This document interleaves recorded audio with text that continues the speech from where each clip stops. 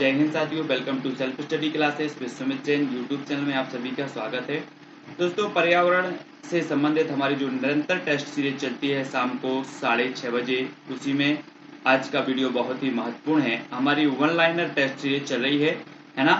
तो दोस्तों, वीडियो को लाइक जरूर करें और इस प्रकार से सब्सक्राइब का बटन दिया होगा तो सब्सक्राइब कर लें और बेल आइकन को दबाते हुए ऑल पर आपको क्लिक करना है, ठीक है ना।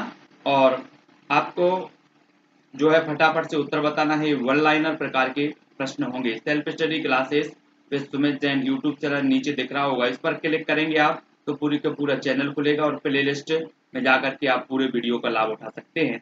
आज का हमारा प्रश्न है, मूलतः परिवार के कितने प्रकार हैं। मूलतः परिवार के प्रकार बताना है, कितने प्रकार के होते हैं।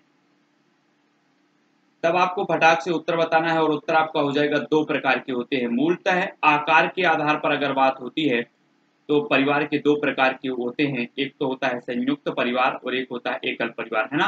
तो 2 परिवार के आपको याद रखना है। मानव रुधिर वर्ग की खोज सर्वप्रथम किस वैज्ञानिक ने की थी। प्रश्न क्रमांक 2 का उत्तर में बताना है, मानव रुधिर वर्ग की खोज सर्वप्रथम किस वैज्ञानिक ने की थी। तो प्रश्न क्रमांक 2 और आपका जो राइट आंसर हो जाएगा दोस्तों वो हो जाएगा लैंडस्टीनर ने, ठीक है। मानव रुधिर वर्ग की खोज की थी लैंडस्टीनर। पत्तियों पर सिराओं द्वारा बनाए गए डिजाइन को किस नाम से जाना जाता है। पत्तियों पर सिराओं द्वारा बनाए गए डिजाइन को किस नाम से जाना जाता है। प्रश्न क्रमांक 3 का उत्तर हमें बताना है। तब आपका राइट आंसर होगा दोस्तों सिरा विन्यास। क्या कहा जाता है इसे, सिरा विन्यास के नाम से जाना जाता है।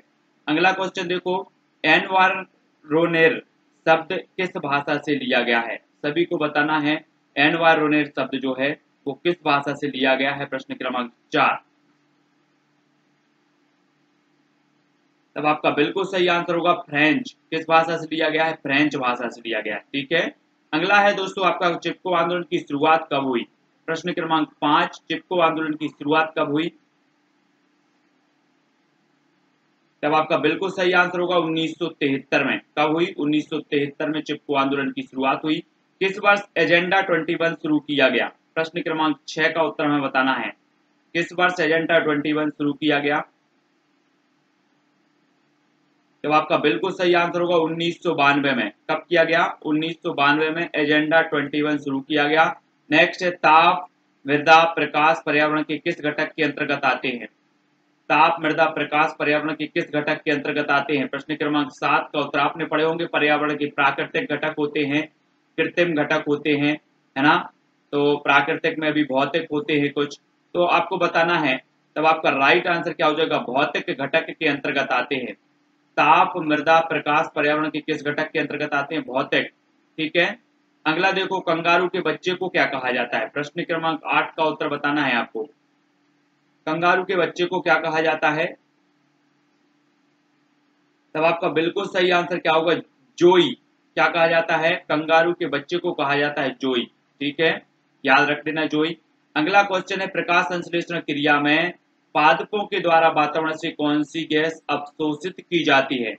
प्रकाश संश्लेषण क्रिया में पादपों के द्वारा वातावरण से कौन सी गैस अवशोषित की जाती है। प्रश्न क्रमांक 9 का उत्तर हमें बताना है। तब आपका बिल्कुल सही आंसर होगा कौन सी गैस अवशोषित की जाती है, कार्बन डाइऑक्साइड, ठीक है।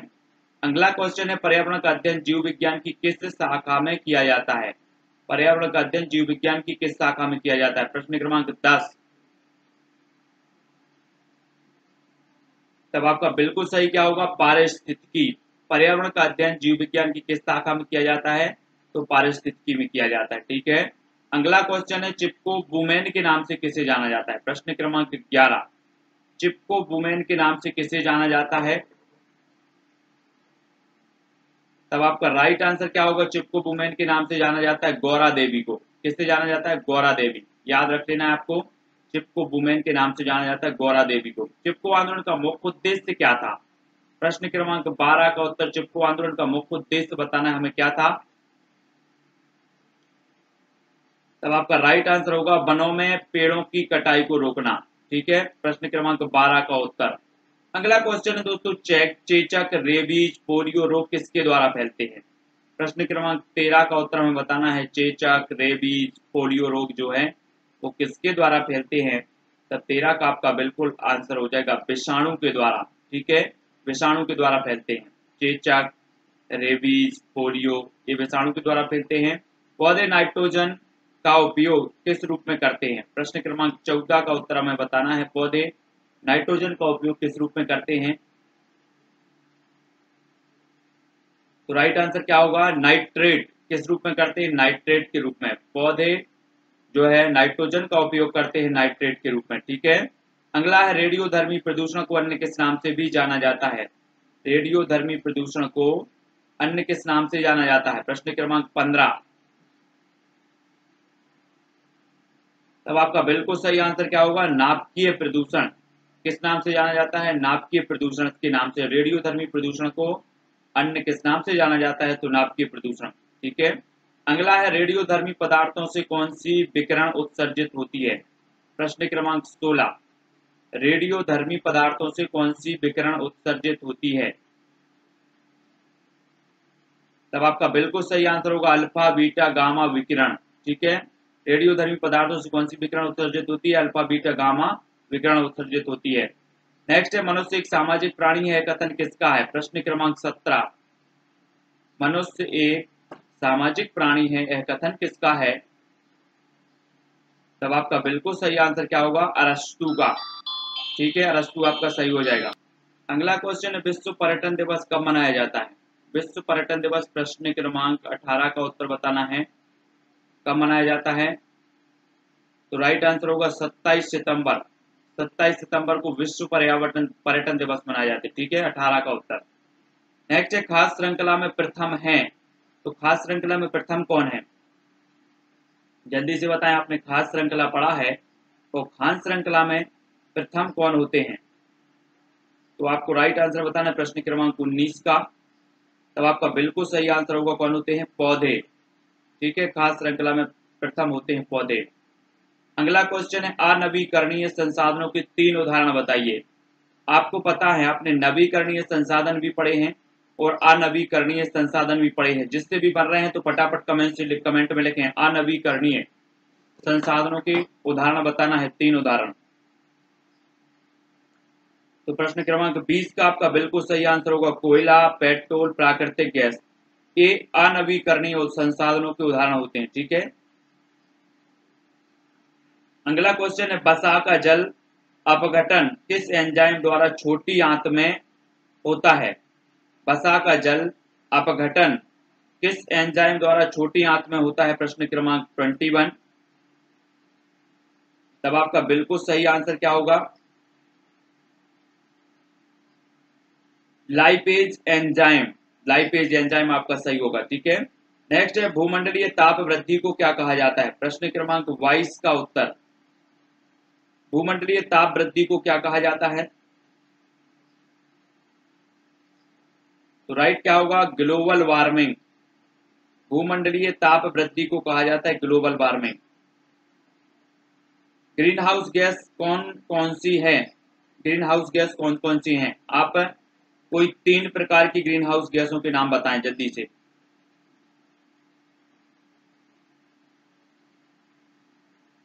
तब आपका बिल्कुल सही आंसर क्या होगा? एक तो कार्बन डाइऑक्साइड, मीथेन, क्लोरोफ्लोरोकार्बन और नाइट्रस ऑक्साइड। ठीक है, ये क्या होती हैं? ग्रीन हाउस गैसें हैं। इनको याद रख लेना, आपसे पूछा जाएगा निम्न में से बताइए कौन सी ग्रीन हाउस गैस है या फिर ग्रीन हाउस गैस नहीं है। ठीक है, अगला देखो वृक्षों का अध्ययन विज्ञान की किस शाखा में के अंतर्गत किया जाता है? वृक्षों का अध्ययन विज्ञान की किस शाखा के अंतर्गत किया जाता है? प्रश्न क्रमांक 24। तो किस शाखा के अंतर्गत किया जाता है? तब आपका बिल्कुल सही आंसर होगा डेंड्रोलॉजी। डेंड्रोलॉजी के अंतर्गत किया जाता है। ठीक है, नेक्स्ट है दोस्तों आपका प्रश्न सौर ऊर्जा का स्रोत क्या है? प्रश्न क्रमांक 25। सौर ऊर्जा का हमें स्रोत बताना है, तो कौन सा है? सौर ऊर्जा का स्रोत माना जाता है नाभिकीय संलयन। ठीक है, सौर ऊर्जा का स्रोत है नाभिकीय संलयन। अगला है विटामिन सी के 3 स्रोतों के नाम बताइए। विटामिन सी, विटामिन सी आप जानते होंगे किस किस में पाया जाता है? विटामिन सी, उनके 3 स्रोतों के नाम बताना है। तब आपका बिल्कुल सही आंसर होगा आंवला, संतरा, नींबू ये विटामिन सी के स्रोत हैं। अगला क्वेश्चन है दोस्तों, 2002 में पृथ्वी सम्मेलन कहाँ आयोजित किया गया? 2002 में पृथ्वी सम्मेलन बताना है। तब आपका बिल्कुल सही आंसर क्या होगा? जोहान्सबर्ग दक्षिण अफ्रीका में किया गया 2002 में पृथ्वी सम्मेलन का आयोजन। तालाब किस प्रकार के पारिस्थितिक तंत्र का उदाहरण है? प्रश्न क्रमांक 28। तालाब किस प्रकार के पारिस्थितिक तंत्र का उदाहरण माना जाता है? तब आपका बिल्कुल सही आंसर होगा कृत्रिम। ठीक है। अगला है दोस्तों, नेत्रहीनों को पढ़ाने के लिए संपूर्ण विश्व में किस विधि का प्रयोग किया जाता है? नेत्रहीनों को पढ़ाने के लिए संपूर्ण विश्व में किस विधि का प्रयोग किया जाता है? प्रश्न क्रमांक 29। तब आपका राइट आंसर होगा ब्रेल लिपि का। किसका किया जाता है? ब्रेल लिपि। कुछ पक्षी हमारी तुलना में 4 गुना अधिक दूरी तक देख सकते हैं, वे पक्षी कौन कौन से हैं? आप बताएं। कुछ पक्षी हैं जो हमारी तुलना में 4 गुना अधिक दूरी तक देख सकते हैं, उन पक्षियों के नाम बताना है आपको। प्रश्न क्रमांक 30। तब आपका बिल्कुल सही आंसर होगा चील, बाज और गिद्ध। ये जो पक्षी होते हैं हमारी तुलना में 4 गुना अधिक दूरी तक देख सकते हैं। ठीक है। और चील से एक क्वेश्चन और पूछा जाता है कि सबसे ऊंचे वृक्ष पर घोंसला कौन बनाता है? वो बनाता है चील। ठीक है। अगला है साहब, ईवीएस संक्षेपण अर्थ में प्रयोग किया जाता है। ईवीएस संक्षेपण अर्थ में प्रयोग किया जाता है तो किसके अर्थ में प्रयोग किया जाता है? तो आपका राइट आंसर क्या होगा? एनवायरमेंटल स्टडीज यानी कि ईवीएस। ठीक है। ये क्वेश्चन पूछा हुआ है 31। अगला क्वेश्चन है आपका दोस्तों, परिवार शिक्षा का कौन सा साधन है? औपचारिक या फिर अनौपचारिक? परिवार शिक्षा का कौन सा साधन है? आपको उत्तर बताना है प्रश्न क्रमांक 32 का। तब आपका बिल्कुल सही आंसर क्या हो जाएगा? अनौपचारिक साधन। ठीक है। परिवार शिक्षा का अनौपचारिक साधन है। अम्लीय वर्षा का मुख्य कारण क्या है? अम्लीय वर्षा का मुख्य कारण बताना है प्रश्न क्रमांक 33।